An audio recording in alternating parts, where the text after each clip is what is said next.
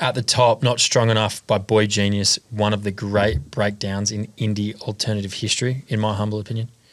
And from the 07 release, Because of the Times, that was Fans by Kings of Leon. I was lucky enough to see that album toured Rocket Festival Joondalup, and it was just fucking as beautiful as that track was there, man. I was right there. Thank you for sharing some very simple but very important life lessons. But chatting off air, we were just chatting music as we always do, listening to the songs, #no skips. We were scrolling through your playlist that you planned for today's show, and we scrolled past Rage Against the Machine. I cannot believe we're 34, 35 episodes in, whatever it is, and this is the first time Rage Against the Machine's been brought up. Yeah, we haven't played it once, and it's the magical Mr. Perez who's brought us to our attention and talked to us about that band, because obviously they hold a place of significance in your record collection. Yeah, for sure. And I think I might be able to actually, in trawling through the back catalogue of your show, I think Jake Waterman might have dropped some Rage in there, or it was definitely in his playlist. It was definitely in his playlist, and I thought he might have. Anyway. No, well, that's gangster if he did, and thanks for listening, man. I'm glad you're a fan of the show. Matt here is getting sacked as producer. He's not doing I've been working here. I've got it up here, man. Fingers crossed. Otherwise, I'll be walking myself out the door. But yeah, that is sort of a band that, I don't know, just got me at the right time. I guess I was probably 14 maybe when I came across them. I remember going and buying a video from Sanity, and me and my mate had to go halves because neither of us had the like $50 or whatever it was, so we went halves. We would have the video for 1 week each and just give it an absolute like hammering.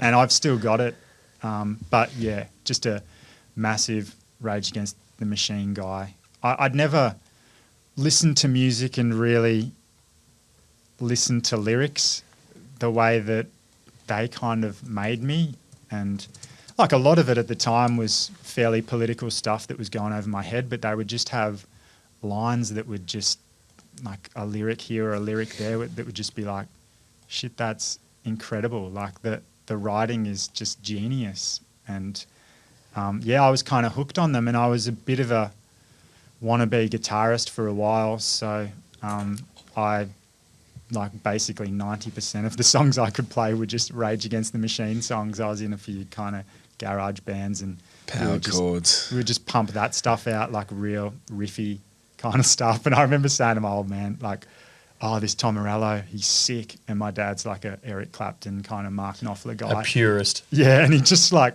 wasn't having it, which is kind of, as I've grown up and grown older, I'm like, my old man is just not having anything that isn't just like a straight line. But it was like, yeah, I thought, oh, this might land with him being a guitar purist. But anyway, not that like I love Clapton, I love Mark Knopfler, but yeah, Tom Morello, I was just like, what are these sounds? What's this guy doing? This is unreal. And yeah, I've been a mad Rage fan ever since, and was lucky enough to see him at Big Day Out in 2008. So me and my mates are all the same. We're all, obsessed with them. And were you in the mosh for that show? Yeah, so that was very hectic. Like I couldn't have been more physically fit.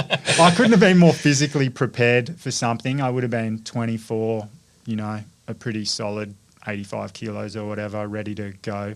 I was like, oh, you cannot hold your ground here. This is the most hectic but best experience, exactly as a hard rock show should be, and it delivered. Yeah, so couple full tilt 10-meter cubed fall over. Oh, it was How's just that a big, when everything just hits the floor exactly. And everyone's just scrambling to get people up, and there's just someone at the bottom who's just like crumpled up in half and unconscious. It's like, oh, okay. It felt like that the whole time. Just a big wave of, like a big wave of, well, I can't fight this, and if we go over, it's going to be bad. But thankfully, we all stayed upright. But yeah, it was, it was hardcore. What a powerful band to be able to incite so much controlled rage, right? Like absolute chaos, but everyone's there is working together. Yeah. I think that's fucking... there's not a lot of bands that can do that. And everyone there's like politically inspired or inspired by the message, and like is resonating with what is like a, pretty out there, controversial, against a lot of the mass media, mass politics, whatever that is going down, like a really powerful counterculture message, and it just brings everyone together towards that rage. And I just think it's what Tom Morello especially has done is just powerful. Yeah.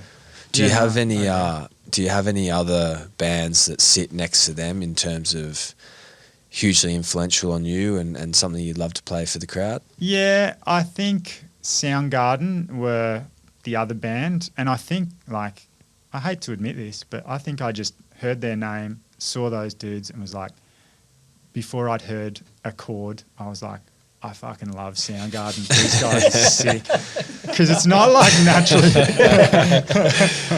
I was like, I'm a Soundgarden guy. And no one else, like, at the time I was around really was. And I was just like, nah, I'm fucking going to get into Soundgarden hardcore. And it was kind of an inspired choice. But yeah, and then for obviously Chris Cornell to team up with some of those Rage guys for Audio Slave, I was like, you know, this is Christmas for me. And then I wasn't entirely sure. Like when I first heard Audio Slave, I was like, yeah, this is sick, but I don't know. It's not kind of either of the other bands. Of course it wouldn't be. But now looking back, I was like, no, actually, they're like pretty badass too. Like Audio Slave. So maybe we could get some of that in there as well. What Rage Against the Machine track do you want to play first? I would love to go with No Shelter because I love the lyrics. And then, yeah, maybe Audio Slave, I Am the Highway. Be cool.